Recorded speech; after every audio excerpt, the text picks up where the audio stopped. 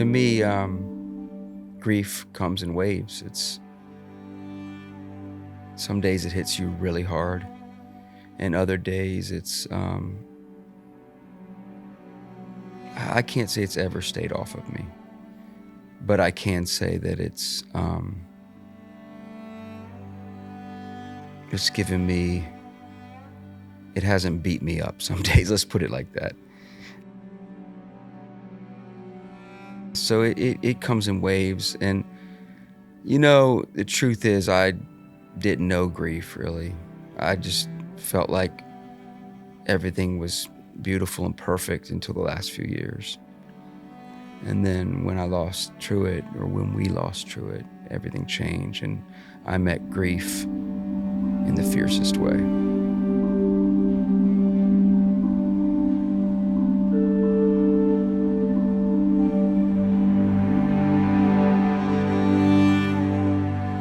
I met a guy in Austin, Texas, and he lost his son. And it was before I lost Truett. I actually was playing Austin, and he was a guy I'd never met that said I could come play his golf course with him. When I went and played with him, he told me he lost his son, and he told me all about a car accident. It was really interesting.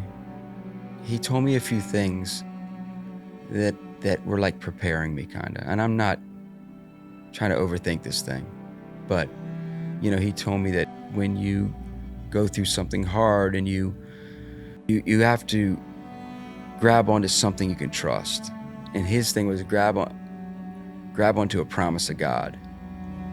This he told me after, because he called me.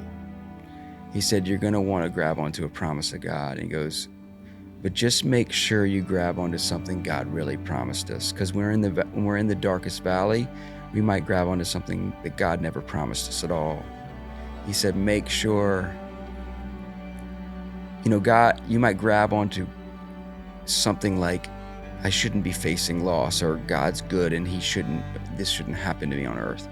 But he said, that's not promises of God. God didn't promise us we wouldn't face loss. He goes, God promised us that he would never leave us or forsake us. That's what he promised us. So God doesn't always take away the cold. He promises that he'll be right there in it with us. That's what I held on to. And I found him there, or he found me there. I think I started to learn to laugh even in the first week a little bit, but not laugh as deeply. I don't know if I'll ever laugh as deeply. I don't know if I'll ever smile as big. But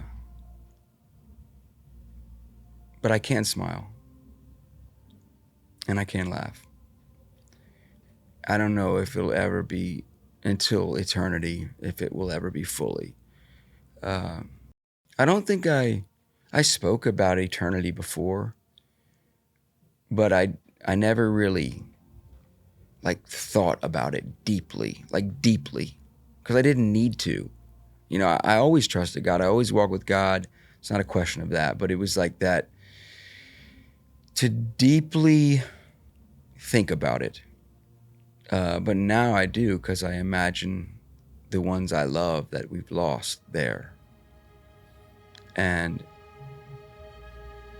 I always have the same kind of picture.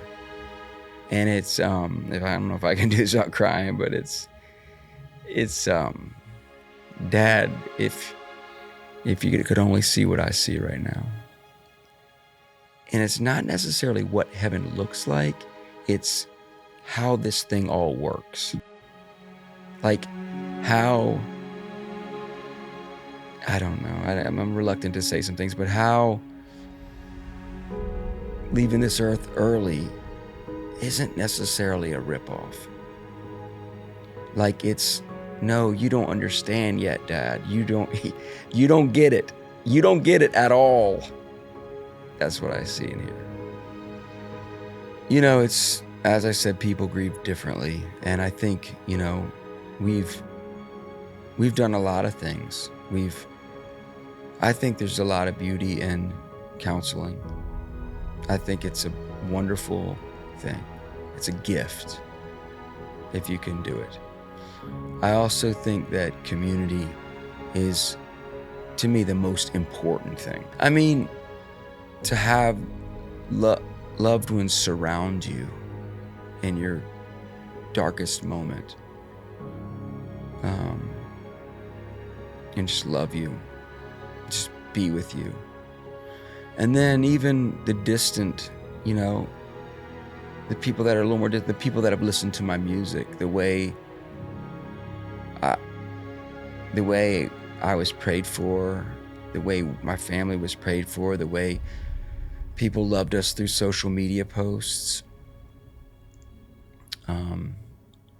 We felt surrounded by love through the deepest, darkest, hardest thing we've ever experienced. And to me, that's what the body of Christ should look like.